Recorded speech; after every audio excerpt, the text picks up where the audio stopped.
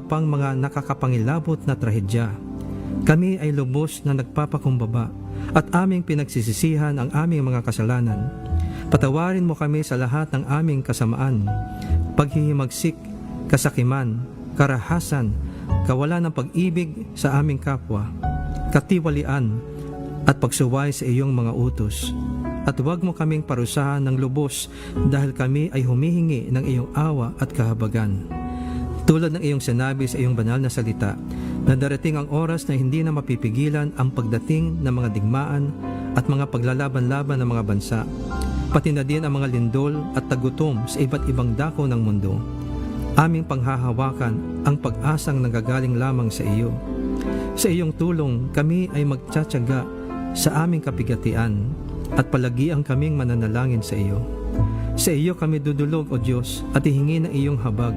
At tulad ng iyong pinangako sa iyong salita, ayon sa iyong kahabagan, kami ay iyong diringgin at ililigtas. O Diyos, nakatala sa iyong banal na salita na sa mga huling araw ay darating ang mga panahon ng matinding kaguluhan at kasamaan. Sapagkat ang mga tao ay magiging maibigin sa sarili, maibigin sa salapi, mapaghambog, mapagmataas, mapagsamantala, suwail sa magulang, walang utang na loob, dapastangan sa Diyos, walang pag-ibig, di mapagpatawad, mapanirang puri, walang pagpigil sa sarili, brutal, walang pagmamahal sa kabutihan, mapagtaksil at mabangis. Kami ay iyong tulungan na aming maiwasan ang ganyang uri ng pag-uugali at ang mga taong may ganitong masamang gawain at impluensya. Kami ay iyong iligtas sa mga taong masasama at mararahas at iyong pigilan ang kanilang masasamang nilalayon. Ayon sa iyong dakilang pagmamahal, kami ay turuan na huwag gantihan ng masama ang masama at huwag sumpain ang mga sumusumpa sa amin. Sa halip, iyo kaming turuang pagpalain sila dahil sa iyong pangako na kami ay iyong pagpapalain. Sa iyong dakilang pangalan, Jesus, aming hinihiling na iyong ipamalas sa aming bayan ang iyong tagumpay laban sa karahasan, sa pagpatay sa walang kasalanan, sa pusong walang mabuting isipan sa kapwa, sa mga taong ubod tulin sa landas ng kasamaan, sa pagiging mapagsinungaling saksi, at sa pagdudulot ng away sa aming mga kapwa. O Diyos, iyo kaming turuan at tulungan na ibigyan namin ang aming kapwa gaya ng pag-ibig namin sa aming mga sarili. Tulad ng modelo ng mabuting Samaritano, iyo kaming biyayaan na kami maging mahabagin at matulungin sa aming kapwa. Sa iyong kahabagan at pag-iingat sa amin, ay panaigin mo nawa ang mga mabubuting bagay at magandang kinabukasan para sa aming buhay, pamilya, simbahan, lungsod at bansa. Maraming salamat, Panginoon, sa iyong pagtugon sa aming mga dalangin na ito sa pangalan ni Jesus. Amen.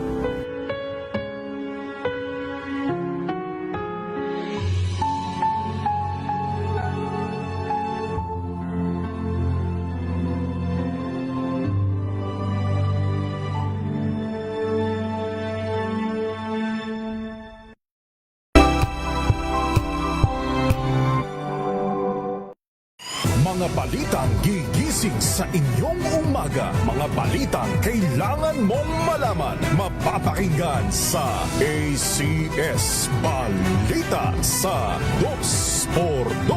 Kasama sina Anthony Taberna at Jerry Baha. Lunes hanggang Biyernes. Angel po si Angelo Palmona sa giiwan sa inyo na isang magandang umaga.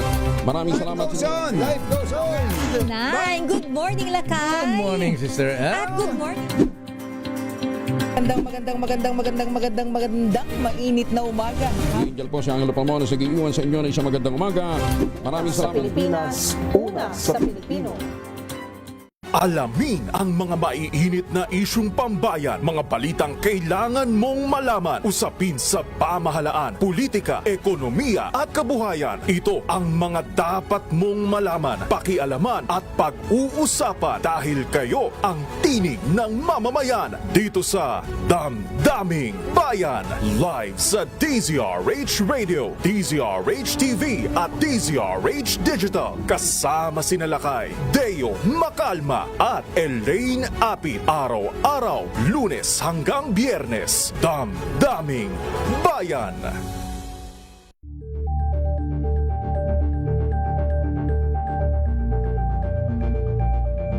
Tumunog na ang gandingan para sa kalikasan. Ang itinanghal bilang Best AM Radio Program Host ay si Cesar Chavez para sa special on Saturday ng DZRH.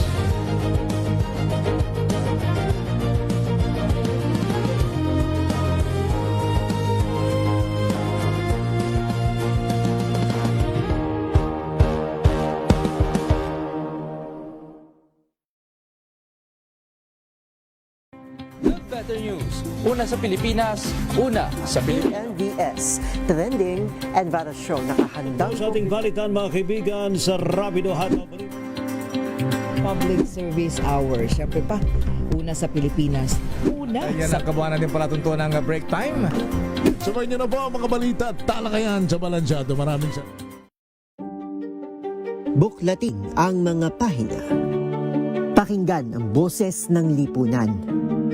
Tunghayan ang mga issue mula sa ibang katayuan. Nakakalungkot kasi deserve ba namin ng ganito? Na hindi nila alam kung ano talaga yung kanilang mga karapatan.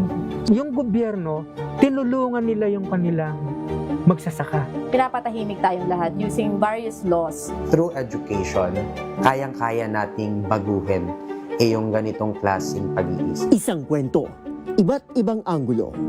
Dito, sa Point of View.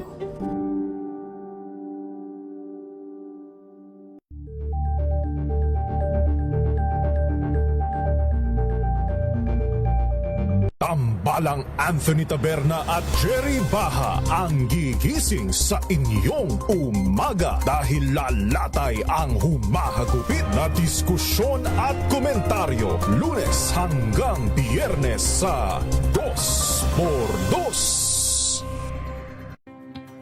Samahan niyo po ako hanggang 7:30 ng gabi. DZRH Usapang Liga. Magandang gabi Pilipinas, Metro and Mega Manila, nas extension sa DZRH at RHT. Naray si Bayan. At Kisses Para sa Hubson. DZRH, una sa Pilipinas. Una sa Pilipino. Ito ay bunsod ng naitalang 17 individual na ang kanilang naaresto. Metro Manila Development Authority o MMDA ang No Contact Apprehension Policy o NCAP sa Metro Manila. Sa ang ilang mga dokumento ay peke. Hindi rin legal ang employment na ipinangako sa kanila. Sa mata ng batas, mananagot ang sangkot at may sala. Dahil sa bawat paglabag, may karampatang parusa. Alamin ang mga pananagutan sa likod ng mga bawal. Dito sa Hoy! Bawal yan! Tuwing Sabado, alas 11:30 ng umaga. Dito lang sa DZRH TV.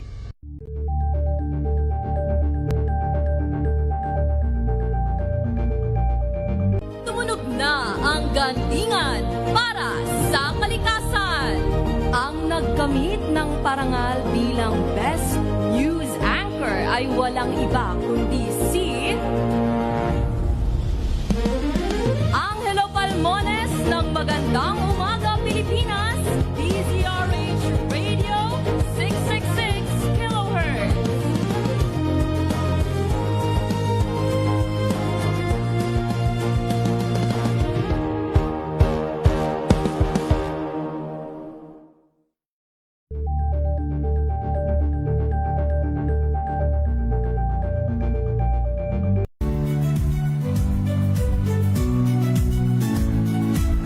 Magandang araw mga kaibigan. Ito po ang inyong balerina ng bayan, si Lisa Makuhay Lizalde na nag-aanyaya sa inyong samahan kami at ang aming mga espesyal na panauhin para sa kalahating oras ng masayang kwentuhan sa aming programang Art to Art, kung saan ang usapang sining at kultura ay para sa lahat. Huwag kaliligtaan, tuwing linggo, alas 3:30 ng hapon, dito lamang sa DZRH Radio, DZRH TV, at via online streaming. Angel po si Angelo Palmones, nag-iiwan sa inyo na isang magandang umaga. Maraming salamat. Life goes on. Good morning, Lakay. Good morning, Sister At L. good morning. Magandang mainit na umaga. Angel po si Angelo Palmona sa giiwan sa inyo ng isang magandang umaga. Maraming Sa salamat. Pilipinas, una sa Pilipino. We've got you covered. From the hottest hits, exclusive interviews, kilig to the bones fan meet experience, and hataw performances of your favorite stars. Saturdays, 12 noon, dito lang sa DZRH TV.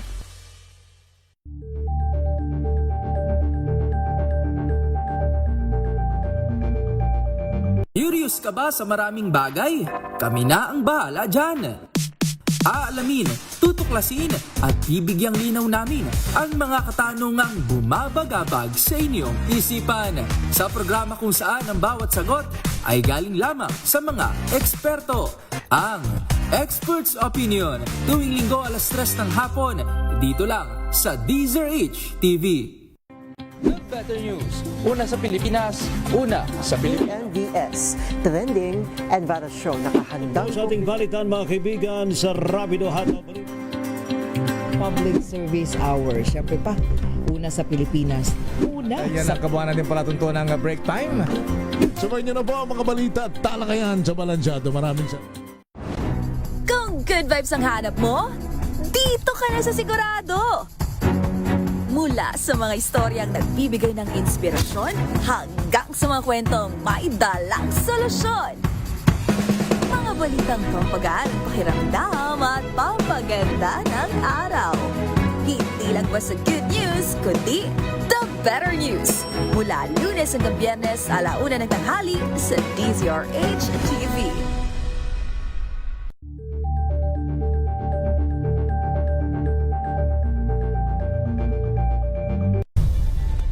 Nagsimula sa pangarap hanggang sa maabot ang tagumpay. Iba't ibang kwento, iba't ibang mukha ng atletang Pilipino. Mas pinatindi, mas pinalakas, at mas pinaaksyon sa Match Point tuwing Sabado, 12:30 ng tanghali sa DZRH TV. Samahan niyo po ako hanggang 7:30 ng gabi. DZRH Usapang Liga. Magandang gabi Pilipinas, Metro and Mega Manila, nas extension sa DZRH at RHT. Naray si Mayan. At Kisses Habswan. Para sa DZRH, una sa Pilipinas. Una sa Pilipino. Tuloy-tuloy ang pagtulong, tuloy-tuloy ang pagseserbisyo, at tuloy-tuloy ang balitaan kasama si May Binauhan sa Operation Tulong mula Lunes hanggang Biyernes.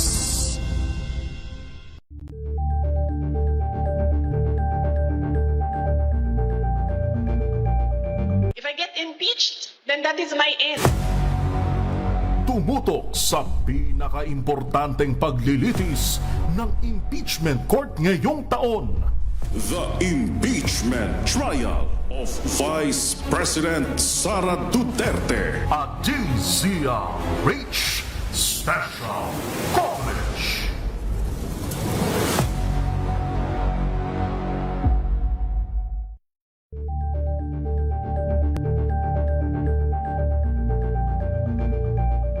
Sa pagbabalik tanaw sa 87 taong legasiya ng DZRH, napagtagumpayan na ng kauna-unahang himpilan ng radyo sa Pilipinas ang iba't ibang pagsubok, kabilang na ang bangungot noong panahon ng ikalawang digmaang pandaigdig. Impormasyong naihatid ng himpilang KZRH.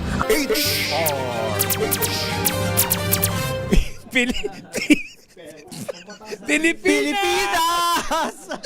Ang oras, alas 10:19 ng gabi. Ramang ito ay rated STG. Showbiz Top Ganern. Makiride na sa mga showbiz balita na tumetrending, mga pinag-uusapang nagva-viral. Makiride na sa riding in tandem ng dalawang otoridad ng mga chika, Morley Alinio at Gorgie Rula. Showbiz Top Ganern. bago pa nila i-post, pag-uusapan na rito. Kinig na sa Showbiz Talk Gatner!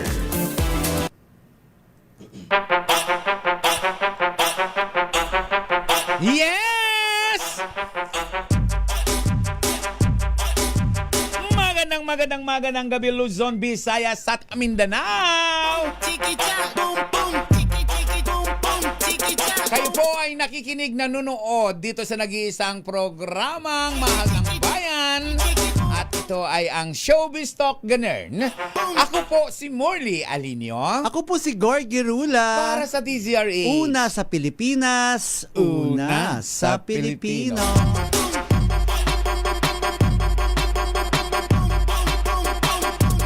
Yes! Marami tayong pag-uusapan ngayon, Tita Morley. At it's raining men na naman. Kaya Noong Friday, it's raining men din. Ngayon uli, di ba? Tuloy-tuloy ang ating pag-promote, of course, dito sa nalalapit na patimpalak. Diba? Mr. Philippines. Pero bago natin tawagin Pero ano mo, Gorgie, kung napansin ng mga kababayan natin, mga kachika natin, hindi ko kinaya yung intro. Ay, alam niyo po kasi, kung bakit. Bago kami sumalang. Kung ano-ano pa yung pinag-usapan namin. Diba? Nagkataon, nakakatawa yung pinag-usapan. Init naman pinag-usapan. Kaya natawa po talaga ako. Kaya Sorry itutuloy po, natin yung nakakatawang usapan na yan. Pero bago natin tawagan ng mga Mr. Tita Morley, may pasabog ngayon bago nagsimula ating programa. Mga Mr. and Mrs. muna. Yes! Bagong Mr. Congratulations sa bagong kasal. Si Mr. and Mrs. Vincent Co. Vincent and Bea Co. At dahil dyan, legit na mag-asawa sila. Mrs. Vincent Co na si Bea Alonso. Yun naman talaga ang hinihintay ng lahat. Congratulations. Nangyari po ito sa kagabi. Monday po, July 13, sa tanggapan po ng Makati City Mayor Nancy Binay. At yun na nga kanina, may mga ilang kaibigan kami na na close si Mayor Binay at kinumpirma nga niya na ikinasal niya. Pero ngayong gabi lang po ay kinumpirma or through Facebook post ni Mayor Binay na sinabi niya, ipinost niya yung picture na nagyayakapan sila. Siguro you may kiss the bride na yan, di ba? Yung ganyan. At ang caption doon, ang ganda ni Bea, in fairness. At mukhang masayang-masaya silang dalawa. At si Vincent, tignan mo. Parang ang yamang-yamang negosyante ito itsura ni Vincent ko. Ang caption doon ni Mayor Binay na ipinost sa kanyang Facebook account ay kinasal na po sila. Congratulations. Sabi niya, kinasal ko na po sila. Sabing ganon. Congratulations and best wishes, Vincent and Bea. At dahil dyan, palakpakan natin. Tita eto Morley, pa ang bagong isasayaw natin. Yes!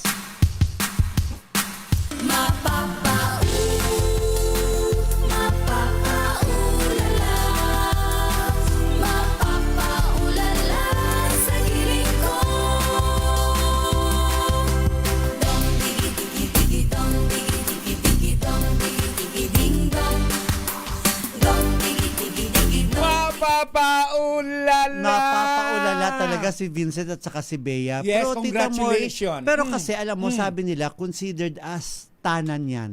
Silang dalawa. Kasi parang hindi alam ng magulang. Kasi walang presence ng magulang. Wala yung mami ni Bea. Wala rin yung magulang. Parang ipinaglaban lang nila talaga yung pagmamahala nilang dalawa. Nakakatuwa rin naman. At least pinaglaban, pinanindigan ni Vincent.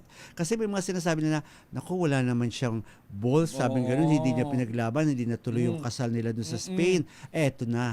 So, mas diba? lalong kinabaliban ngayon si Vincent ng mga tao. Dahil imagine, bilyonaryo ka, isang simpleng kasalan sa Huwes lang ang ibinigay mo at ang biglaan. Ang importante ay nagpakasal sila. Yes, at si walang Bea din, diba? Parang so walang reception? Walang reception. Baka nag-drive-thru na lang sila, di ba? Parang gano'n. Baka naman nag-drive-thru lang yung dalawang yan. Oo. Wala pang kwento eh. Wala pa tayong mga kwento tungkol dyan. Pero dito may papakita talaga, Gorgie, na ang pagmamahalan, pagmahal mo ang isang tao, walang sino mong makakahadlang. Oo, totoo. Sabi nga ni Beng Mahadera, paano nakalusot sa inyo yan? Sabi nga ganun. Pala mo yung mga ganyang bagay po, ibigay na po natin sa kanila. Kung At gusto nila sarili ninyo, congratulations sila kanila kay lang po OG yun. Diaz. Dahil Si OG. Diaz. Actually, Tita Morla, kaninang umaga pa yan pinag-usapan. May mga kumakalat na talaga ng kwento, pero hindi lang nakumpirma talaga. Pero kay OG kasi may nagbigay ng may picture nagpicture sa kanya. So, Oo. nagsimula na siyang kumalat yung mga pictures na yun. At marami naman ang natuwa at hindi na dismaya kasi nakakadismaya ko yung pag-ibig ng dalawang tao ay hindi man lang nila nagawang ipaglaban. Tulad ng pag-ibig ni Tito Rex. Oo, Hindi totoo man lang ka. naipaglaban. Sa kanyang mga misters. Sa kanyang mga misters, di ba? Hindi pinaglaban. Oo, yes. Pero dito, may matinding laban. May labanan talaga, May di ba? labanan. Magkakalat talaga yung salpukan Hello, Jan talaga. Arnel Rilampago at Conitan Aguilar na kanina pa nakatutok sa atin. At saka Parang si ang feeling ko, Beng Gorgie, Mahadera. sa Mr. Yes. Philippines, Oh. salpukan talaga to. Bakbakan talaga ito. Yes. Kasi- May bet ka na ba? Alam ko, nakita ko yung bet mo, sinabi sa akin ni OG Rodriguez eh. Alam mo, Mahadera yan Oo. si OG.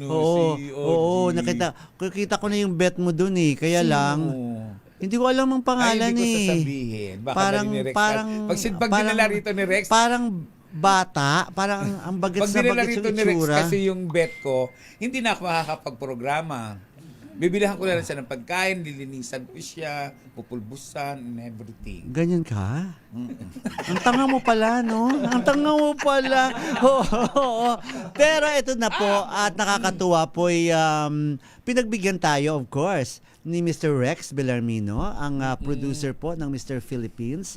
At last Friday, nakausap din natin siya. Pero syempre, magbibigay rin siya ng update sa atin. Kung ano yung nangyari. Ano nangyari after the press presentation last Sunday na ginanap sa Valencia Events Place.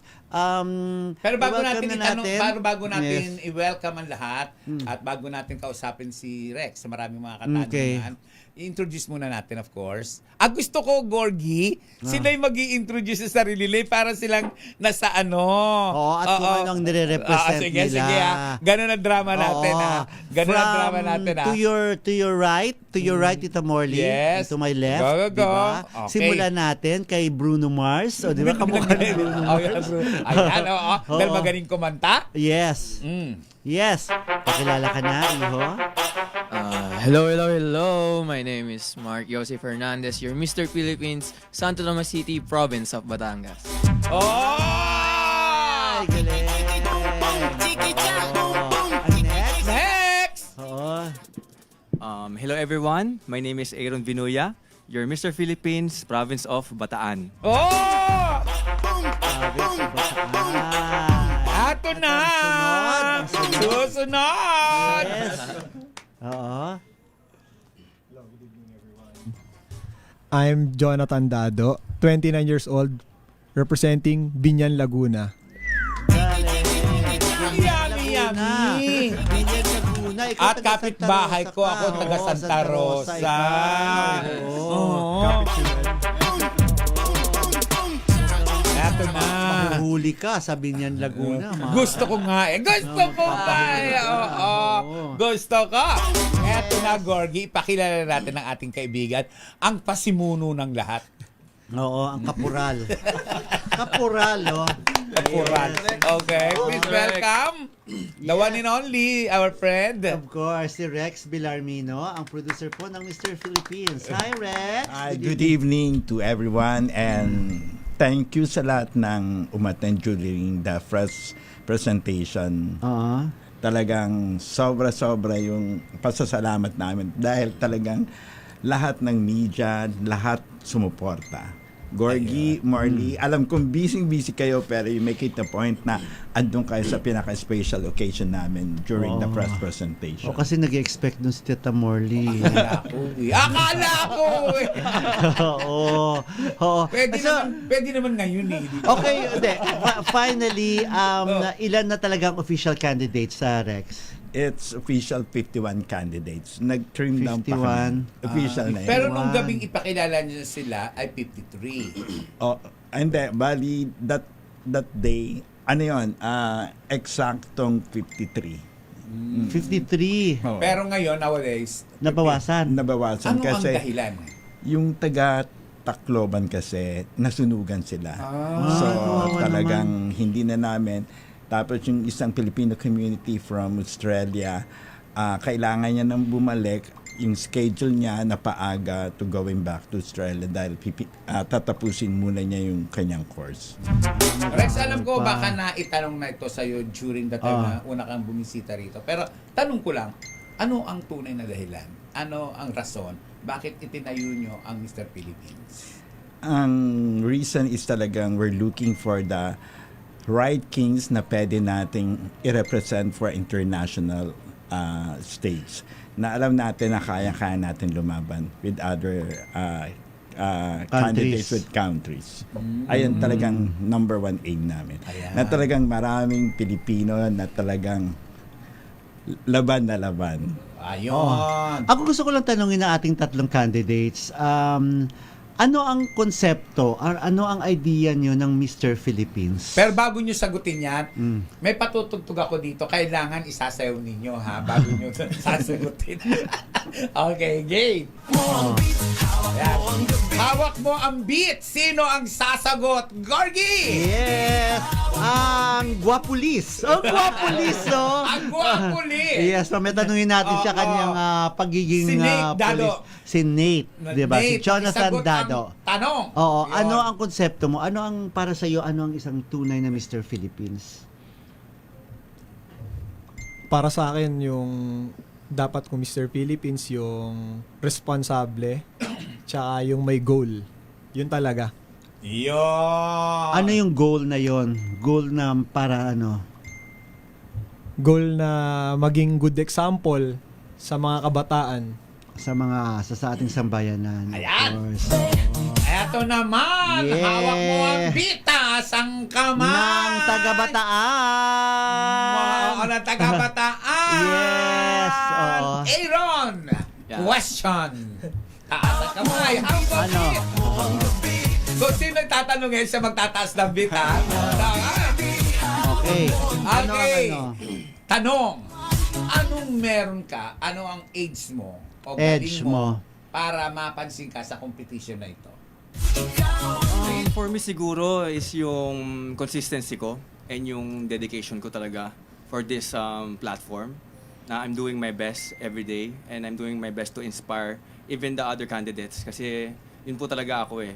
I want to show them na I'm willing to represent my hometown and eventually our nation. Yun na!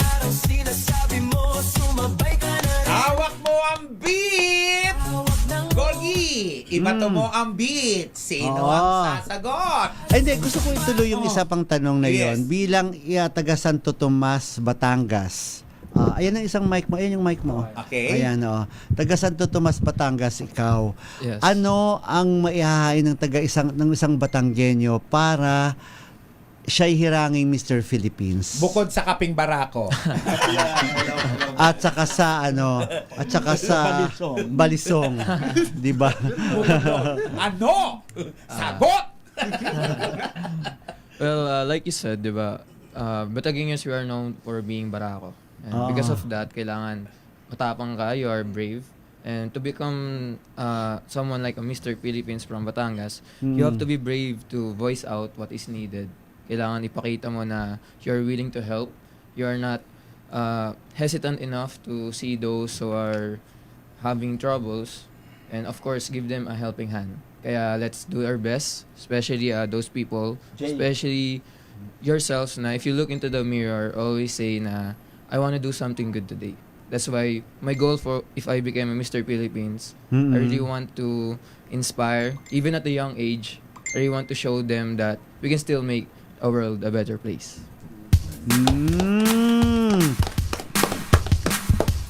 Eto! May nag-react agad. Mapapaula na kami. May nag-react agad. Sino? Sabi ni Beng Mahadera, ang gwapo ni Mr. Batangas, kamukha ni Tom Babauta. Kilala mo ba si Tom Babauta? May pagka nga. Oo. Taga saan niya si Tom Babauta? Guam? Taga Guam ba siya? Oo, taga Guam. Hawaii! Taga Hawaii pala, taga Hawaii. Eto na. Ibabato natin ang isang question pa. kay Nate natin ibabato tong question na to. Sa'yo muna, Nate! Yeah. Okay! Eto ang question, Nate. Kung hindi ikaw ang mananalo, wag naman sana, sino sa mga kasamahan mo ang sa tingin mo ay dapat magkaroon ng titulong Mr. Philippines? Napakahirap na tanong yan. Sasagutin ko yan. Siguro kahit sino pwede manalo kasi lahat naman qualify eh. Talagang hindi ko masabi kung sino yung pwedeng manalo. Kasi lahat andun na, may looks, may kumpiyansa, tsaka may good na personality. Andun na lahat eh. Siguro sa stage, sa pagrampa, tsaka yung performance, doon na lang magkakatalo talaga. Parang sa kumpiyansa lang ako. Maraming may kumpiyansa. Diba? Wala namang pangkumpiyansa, gano'n. Wala namang pangkumpiyansa. Ang lagkit ng titig sa akin ni Tito Ray. Tito Rex, ang lagkit ng titig sa akin ni Tito Rex. May follow-up lang ako kay Nate kasi nabanggit na natin yung pagiging gwapulis. Bigyan mo lang kami ng idea. May profession ka na, I don't know, sa iba tanungin din natin kung may trabaho na ba sila o nag-aaral pa. Pero bakit mo pa rin hangarin na magkaroon ng title kahit busy ka sa iyong trabaho? Nag-leave ka ba muna or paano? Yun, pag may mga pageant ako, nagli-leave ako pag sumasali ka talaga? Sumasali ka talaga sa mga pageant? Unang pageant ko, high school, nung way back 2012 ata o 2013. Tapos hindi na nasundan. Sunod nung 2024 na. So, ang tagal ng pagitan. So, bakit ka mahilig sumali? Number one, gusto kong ma-improve yung siguro na yun, factor na rin. Pero talaga. Di ba? Kita ka din naman. Number one, gusto ko ma-improve yung yung kumpiyansa tsaka yung communication skills kasi sa pageant talaga dito ma-improve mo talaga sayaw sa gusto mo eh. Yung mga ganung bagay, di ba? Tapos yun, pangalawa na lang yun, syempre yung mag-aaroon ka ng pangalan, yung market value mo tataas. Yun. Ayun na. Oo. Ito na. Hindi, walkout na ako? Oo, walkout ka na. Eto na. Ang ganda pala ng mata nito. Walkout na ako? Diyos ko, naloka ako. Walkout na ako? Oo. Welcome na po natin, the late talaga. Anyway, okay lang naman. Ikaw na magpapakilala ng sarili mo. Introduce yourself para mas mabuti nga. Anong ginawa niyo during the competition. Go. Hello po, magandang gabi sa inyo lahat. Sorry na late ako. Ako nga po pala si Mauro Salas, representing Quezon City. Okay. Mau ang nickname mo. Alam mo, Gorgie, among the candidates during that night, sa kanya lang ako lumapit. Do you still remember? Naalala mo ako? Di na po eh. Hindi ka rin niya alala kasi wala kang kagandahan. Nagpa-picture ako sa'yo. Dalawa sila nagpa-picture ako doon sa isa. Anong height mo, Mau? 5'11 po. 5'11 ka pala kasi parang naliligo. Eto na! So, tanong na natin din kay Mauro. Ano sa'yo, ano yung konsepto para sa'yo, ano ang nararapat ang tunay na Mr. Philippines? Para sa'yo? Para sa akin, Mike. unang-una siguro, yung dapat maayos yung itsura natin. Maganda yung physically fit natin, looks yan. Tapos, meron tayong kahit papaano talino, tsaka pakikisama sa kapwa natin. Ilan taon ka na? 23 po. Bata pa din. School or nag-aaral pa paano? Hindi. Nag-stop po ako before dati. Nag-stop ka. Ikaw ba yung talent ni Lito Di Guzman? Yes po. Okay. So may mga nalabasan ka na pelikula or paano? Ano pa lang, dalawa pa lang. Ano mga pelikula to? Eto palabas Viva yung Max? bago namin, Viva Max po, BMX. May palabas kami bago, Haplos ni Milagros. Ayan. Question ko lang dahil may mga pelikula na siyang ginagawa, Rex. Ito ang question ko sa'yo. Kasi di ba sa Binibining or sa Mutia ay may mga rules and regulations sila na kapag nagpa-sexy ang kanilang mga candidate o delegate ay automatic na hindi nila isinasama o isinasali sa competition. At this point of your career ba o yung career po na o yung Mr. Philippines po ba ay may ganito ring rules and regulation? Sa amin naman, wala kaming ganong kahigpit na At taka, rules. walang mic. Ay, dito ka. Oo. Sorry. Sa amin naman for the Mr. Philippines, wala namang kaming ganong kahigpit na rules as long na talagang andun pa rin yung morality na hindi ka makakasama sa organization. Ayun. Hindi ninyo concern yun. Hindi na concern yun. Hindi oo. concern. Isang susundot pa rin ako, Rex.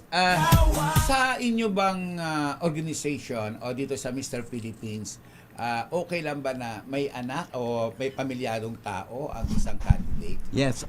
Yes, open naman kami sa mga may anak na as long na talagang yung character mo, you represent pa rin na as a good moral character. Wala sa amin issue na kung may anak ka na. Isa na lang nasundot. Paano yung sundot mo kay Rex? Buti nga si Rex ako sumusundot eh. Kaysa sa kanila. Iba yun. Ang Rex, tanong ko lang ay sa kanila ba na kasama rito sa competition na ito, what if may gay sa kanila? Siyempre, hindi naman natin lahat yan during the first screening. Hindi naman namin sinasantabi kung yung gender mo is as long na talagang kaya mong gampanan bilang Mr. Philippines. Hindi kami nagdi-discriminate na porket nasa LGBT. We accept that. Okay. Isip ako, gold. Sige, sumali kaya ako. Sali kaya ako. Sige, sumali ka. Total, pa-retire ka na rin naman na. Ang gawin kong career, no? Oo. Total, pa-retire na ako dito, no?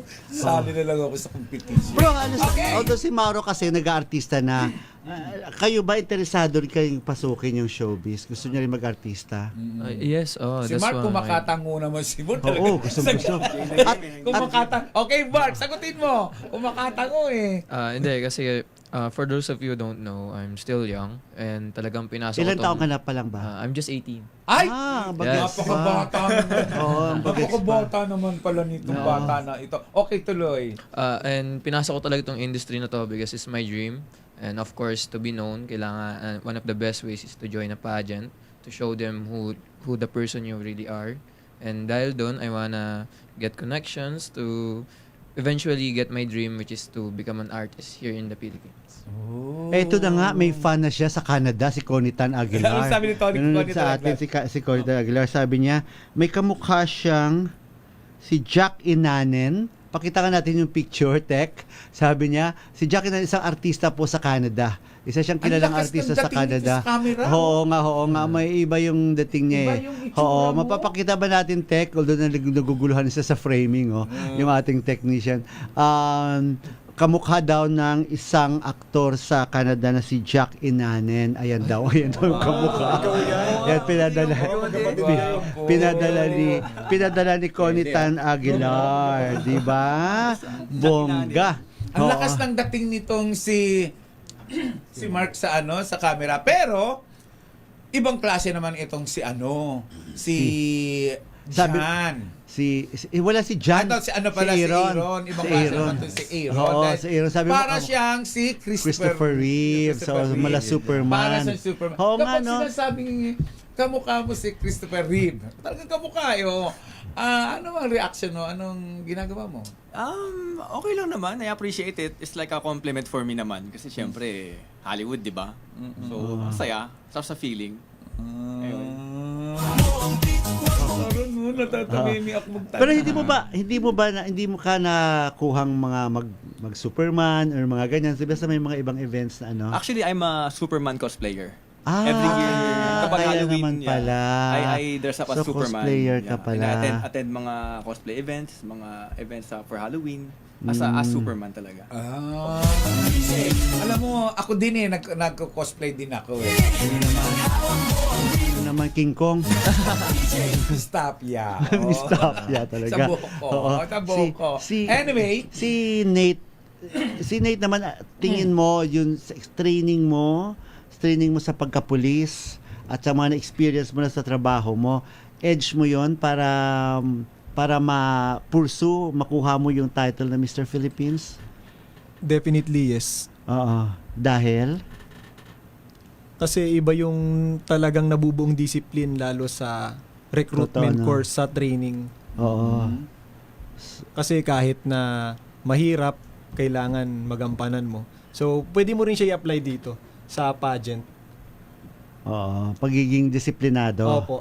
Oo. Mismo. Yun. Eto question Pero ko. ito pa, Tita Morley, Sige, go. si Mauro naman, anong screen name mo sa Viva Max? Yun na din eh. Mauro na rin po. Mauro Salas na rin. Opo.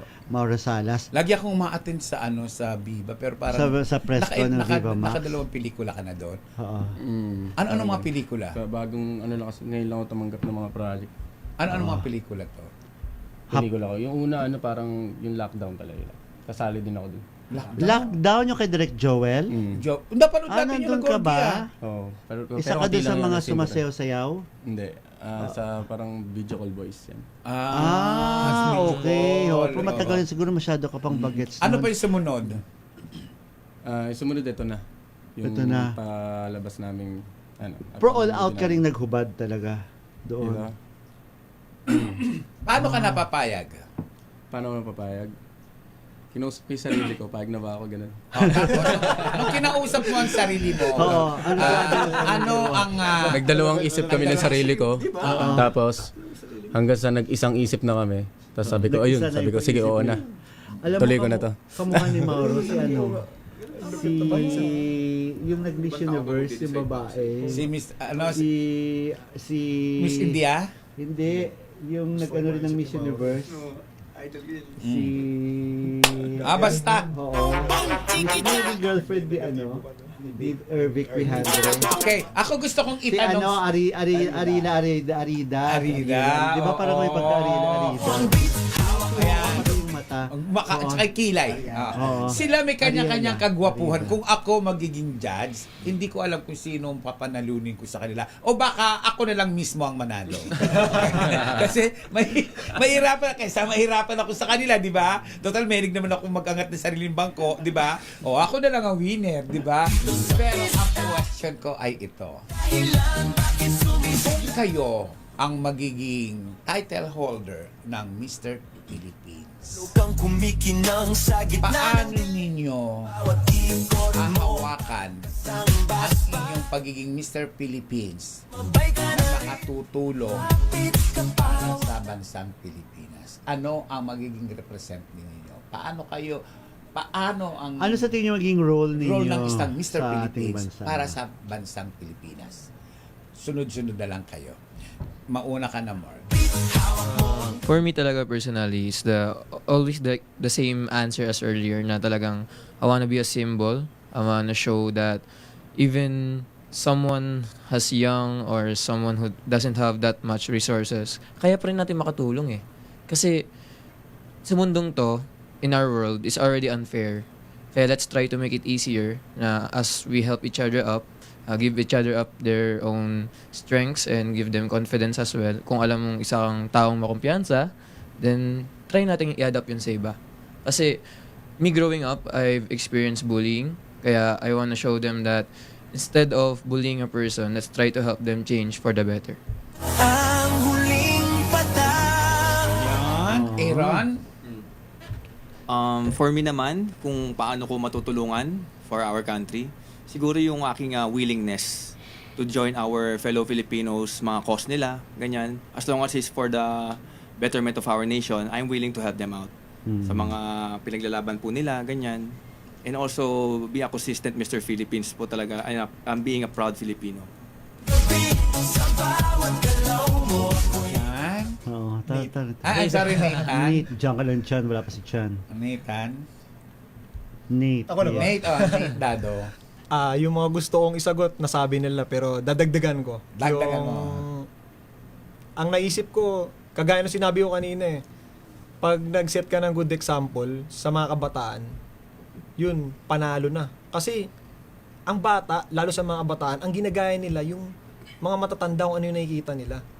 Kung makikita nila sa'yo na disiplinado ka, di ba? Sa lahat ng bagay, disiplinado ka sa trabaho, disiplinado ka sa financial, disiplinado ka sa pag-aaral, sa health, di ba? Malaki yung chance na gayahin nila. Kasi mga bata, ina-idol nila yung, tulad yan, pag nakita ng Mr. Philippines, uy, Mr. Philippines yun. Tapos ano pa pala, nasa service, nasa uniform service. Tapos mahilig pa mag-exercise, ang ganda ng katawan, ang galing mag-basketball, mga ganun, di ba? Yun yung ginagaya ng mga bata Kaya yun, para sa akin, pag nag-set ka ng good example, maging mabuting individual ka, yun, champion na, para sa akin. Yun na! Si Mauro. Mauro? Nasagot nyo na lahat Ano pa ba ang pwede natin ipakita? Ang malas Huli ka talaga. Huli ako. Kailangan ko Kailangan patungan to. Sige. Siguro yun din. Kung papatungan ko yung mga sinagot nila kasi para sa akin yun na rin yung kasagutan. Yung pagiging mabait sa kapwa natin, unang-una yun. Tapos kung yung mga bata susundin tayo sa mga maganda nating ginagawa, dapat tayo marunong din tayo makinig sa mga pasya ng mga bata. Kung ano yung mga naiisip nilang mas makakabuti sa atin. Kasi nasa kanila ang future. Mauro, if ever na makuha mo yung title, tutuloy ka pa rin ba sa pag-aartista? Lalabas ka pa rin ba sa VMX? Sa tingin ko, oo. Kasi parang, bago pa lang ako tumanggap ng project, parang nandun pa yung, medyo hungry pa ako makakuha ng projects niyan. Pero hindi ko sinasabing mag-stay ako or anything. Pwede ko siyang gamitin stepping stone, gano'n. Stepping stone mo pa rin, oo. Pero gusto mo ituloy yung pag-aartista mo. Parang gano'n na po. Ayan. At since si Nate Dado ay kontesero, itanong ko sa iyo. Napakarami ng tanong ang naibato sa iyo. Wala lang sumali ka sa mga competition. Tanong, ano ang pinakamahirap na tanong na na-encounter mo?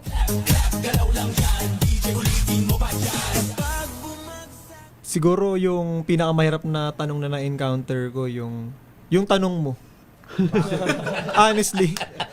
Kasi 'di ba, usually pagka pageant, 'di ba, pag may mga Q&A, 'di ba? Interviewin ka ng media, prepared ka eh. Ito kasi, syempre galing akong trabaho kahapon, tapos ngayon duty ako. Nag-gym lang ako kanina, nagka-cardio tsaka nagwe-weights. Biglang ang ganito, hindi ako prepared. Yun yung mahirap. Kasi kahit mahirap yung tanong, 'di ba? Kahit sobrang hirap ng mga sitwasyon, kung prepared tayo, 'di ba? Madali lang. Nagiging madali, not totally madali, pero nagiging madali siya. Kasi prepared ka, unlike yung biglaan na hindi ka prepared. Kaya para sa akin, yung pinakamahirap na na-encounter ko, yung tanong nyo kanina. Bigla ako eh. Kontesero talaga siya. Kontesero siya. Alam mo, nakakatuwa kasi komportable naman sila magsasagot sa ating mga katanungan. Pero bago yan, Tita Morley, ang ating mga nanay, batiin muna natin. Babatiin natin ating mga nanay at ang susunod naman natin ang pag-uubos ang ating paalala, of course, ating mga misis. Of course, simulan natin kay Mami Shireen na inaantay niya na ipalalabas na natin ng interview kay Tate Myron. At syempre mamaya kung may time pa. Kay Joyce Ramirez. Miss Joyce Ramirez. Si Mama Norma Karingal. At syempre ang pambansang nanay natin na si Nanay Norma Karingal na nagagalit kay Florbe Fernandez. Correct. Kapag hindi agad nakapag-text sa atin. And of course, si Nanay Linda Azonsa. And of course, ang ating mga suki. Of course, na kanina pa nakatutok si Ligaya Angki na maulan daw ngayon sa Alaska. Si Basie Bunsoy, si Shari Picho naman dyan sa Seattle, Washington. Si Marilu de Guzman, binabati tayo ng happy 87th anniversary. Maraming salamat po and congratulations sa atin sa DCRH na 87 years old na. Anniversary namin. Yes, Tita Becky Villanueva Tezuka, ingat kayo dyan sa Japan. Hello, Randy Pasmala, Jojo Maquindoran Mabalot ng Nottingham, United Kingdom. Mas bata. Okay. Maridel Makaya Furukawa, hello sa inyo dyan. And Margarita Guevara, Alice Morris sa Isabela, Oji Narvaez Rodriguez na nakatutok din sa Mr. Philippines. Wow, ang gagwapo nila, sabi ni Oji Narvaez Rodriguez. Tristan Wyatt Gulay, hello daw Tito Rex, sabi ni Oji. Yes, Florby Fernandez, Leo Havares, Unika Ihako ng San Jose del Monte, Bulacan. Hello, hawig daw ni Agriho, o nga, hawig mo raw si Miguel Rodriguez. Hindi naman nila kilala si Miguel Rodriguez na, di ba? Ang babata pa nila. Oo. Baka hindi pa sila, baka tatay nila noon, mga ano pa mga oo nga, nagsisimula bakit pa lang. pa? Oo nga baka ano di ba? Pinagnanasaan pa. Oo. Yes. At sa ating paalala po, sa ating mga misis, hello dyan. Sa ating mga misis na mas masarap sa tenga, ang tunog na malinis na hugasin. Yung kapag kinuskus ng daliri, alam mo walang bahid kasi yung tunog. Yan ang heavy duty linis ng Smart Dishwashing Paste. Smart Dishwashing Paste may double tanggaling formula, kaya tanggal sebo, tanggal bakterya pa. Yan ang Smart Dishwashing Paste, plato, kaldero o plastic linis. Fantastic! Smart Dishwashing Paste, a product of ACS Manufacturing Corporation. Gorgie po ito, proud user of Smart Dishwashing Paste. Yes! Mga mami, laundry day na ba? Kuno ka na ba sa makapit? Madikit at malupit naman siya. All you need is pride. Bakit pahirapan ng cellphone sa Friday? Easy and worry-free ang laundry. Sa triple stain away formula at kala matitinding mancha. Based on taste, chocolate, Madden Sibum non-cotton. Gawa ng ACS to. Ay! Hoy! Beautiful teeth and magical smiles ba ang gusto nyo? Yung lahat namamangha sa ganda ng yung ngipin na tulad ng saak. Sa kaputi-puti, kumikisla. Pwes punta kayo sa Swiss Dental Clinic na matatagpuan sa number 313 Ledesma Building, Jordan Street, Multinational Village, Paranaque. At hanapin ang maganda at kaakit-akit na si Doc Annalisa Boras Anza. Tumawag po kayo sa 0917-5599108. Hello kay Rosana Sumayang. Tuloy-tuloy na tsikahan, tuloy-tuloy na kwentuhan. Siyempre pa, dito lang yan sa programang Mahal ng Bayan. Ang programa ninyo, kinababaliwan, tinututukan. Tanong, Gorgie. Go. Last, finally, sa ating mga candidates, di ba? Alin ang mas pipiliin ninyo? Halimbawa, title or yung career na ninyo ngayon? Ang title ninyong, ano bang career? Ikaw, nag-aartista ka, di ba? Kailangan i-sacrifice you for the title or mas ang focus itong title trabaho muna? Oo. Career or yung pagiging Mr. Philippines. Sino Mark. sasagot, Gorgie?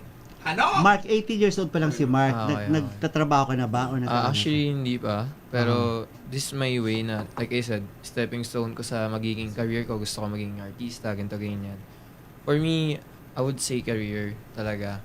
Especially right now, nag-aaral pa ako. Of course, as one of the youth, part of the youth ngayon, importante talaga ang pag-aaral. Di natin pwedeng palampasin yan. Even though mabigyan ako nung career na gusto ko, I still wanna study alongside it. Ikaw naman, Aaron, may work ka ba ngayon? May work ikaw ngayon? Yeah, actually, I'm already freelance model. So, I have a career na po talaga sa modeling. I also do business. Oo. So, ganyan. Connected naman sa it is pagiging Mr. naman. Philippines. So, I would choose this Mr. Philippines platform pa rin yung title. Kasi yung career ko nandyan lang naman yan eh. So, if I aim to get this title, I will open more opportunities for me. So, parang gagalingan ko pa rin dito. So, win or lose naman, okay naman. Kasi ngayon pa lang, naglo-learn ako ng marami eh. Ang dami ko na experience, ang saya-saya. mag-build ng maraming friends, mga connections. Pang ilang competition mo na itong nasalihan? This is my very first national pageant. It's my very first. okay. Pero I did mga competitions back in our hometown in Bataan. Yung competition ng Sa mga schools, ganon. yeah, UCAB, ganyan. Okay. So yun naman, na-experience ako doon. And then right now, yun nga, kami Tito Rex, nagkita kami ulit, nag-chat kami, uy, Mr. Philippines, screening, ganyan. Okay. Excited ako. And then natanggap ako sa screening, tas ito na. Dito na, ang saya-saya naman. So, ayun. Oo. Full-fledged Yeah. policeman naman si Nate, di ba? Pero bago natin tanongin si Nate, may isang request lang ako sa RHTV. RHTV, paki-focus nga si Aaron. Ayan. Gusto kong i-focus si Aaron. Kaya ba? Kaya bang i-focus yung mukha niya? Gusto ko lang. Yun na. Aaron, request lang. Kasi ginagaya mo si Christopher Reeve. Isang lumilipad nga na Christopher Reeve. Pali-pali rin siya talaga. Paano ba? Oo nga. Palakpakan naman natin. Palakpakan naman natin lang ating ating Mr. ating Mr. Philippines. Yes. Okay. Si Nate, ang question, Nate Gordy. naman. Oo. Ikaw, isa kang policeman, full-fledged ka na policeman. At syempre baka magkaroon ng conflict with your title. Ano ang ipaprioritize mo? Ipa-priority ko pa rin yung career. Mhm. Pero hindi pa naman nangyari yung conflict kasi kahit sobrang busy, talagang ginagawan ko siya ng paraan eh. Mhm. Yung talagang yung willingness ko na mag-compete, na mag-join, na manalo, ganyan. Mhm. Talagang mataas yung willingness ko eh. Halimbawa lang, well, medyo personal ko kung sa bagay pero dumadating sa punto kasi na hindi naman tayo perfecto ang pamilya natin at nagkasala na kailangan siyang hulihin. Malapit sa pamilya mo o kadugo mo siya. Ano ang paiiralin mo? Magbibilang kadugo or pagiging pulis? Ang paiiralin ko dyan yung tama. Kung ano yung tama. Kung nagkasala siya, hindi ko siya pwede konsintihin. So kung nagkasala, kailangan mong pagbayaran yun. Kasi kung kukonsintihin ko siya, mas lalo lang lalala eh. Kung baga sa cancer, mas kakalat siya eh. Mas maganda, maaga pa lang, masolusyonan. Hindi natin i-tolerate. Mas makakatulong pa sa Mas kanya. makakatulong. Kung di nang nila dadamdamin yung ganong bagay. Diba? Kung matalino yung kamag-anak ko or papairalin niya yung isip, hindi yung damdamin, mas ma-appreciate niya na wow, si pinsan or si tito o si pamangkin na may may prinsipyo. Marami pa sana tayong itatanong. Marami pa sana Si tayong Mauro, itatanong. last na lang. Pero ihabol natin si Mauro. Mauro, ano ang masasabi mo? Career or Mr. Philippines? Title. Di pa naman di pa naman ako ganun kasikat yung career ko. So siguro yung title na to kasi mas pogi tayo rito eh. Gusto ko yan, ha? Mas maangas to eh. Oy, Mr. Philippines. Ako sa'yo, sama ko. Ako rin. Okay, wala na tayong oras. Tanong na muna natin kay Rex.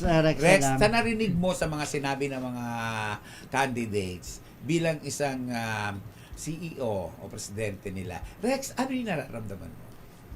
Siyempre, ngayon yung feeling ko talagang sobrang fulfillment kasi nakita ko mga role model sila, tsaka nakita ko kung gaano yung closeness nila sa daming yan na lahat sila parang isang pamilya. Okay, invite na natin ang ating mga viewers and listeners, abangan Rex. natin? At si Lynn Figueroa pala. Ang ganda doon ng hikaw mo. Ang bongga.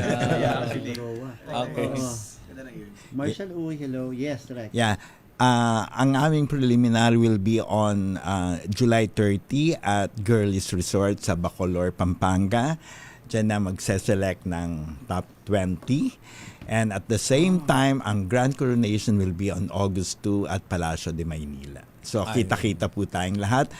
Gorgie, Morley, inaasahan ko na andun kayo. Thank you so much. Thank you. Marami pa sana tayong pag-uusapan, Gorgie. Good luck. Hanapan natin tayong oras. Hanap pa tayo ng sponsor sa kanila.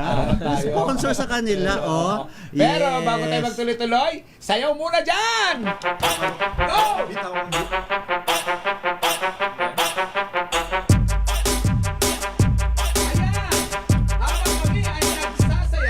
Maraming salamat po sa inyo.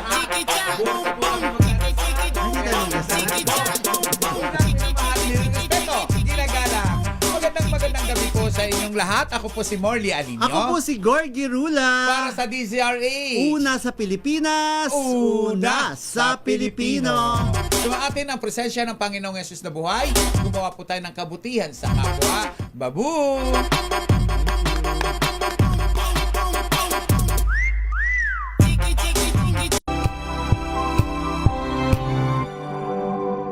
Ngayong ika-87 taon ng kauna-unahan, DZRH.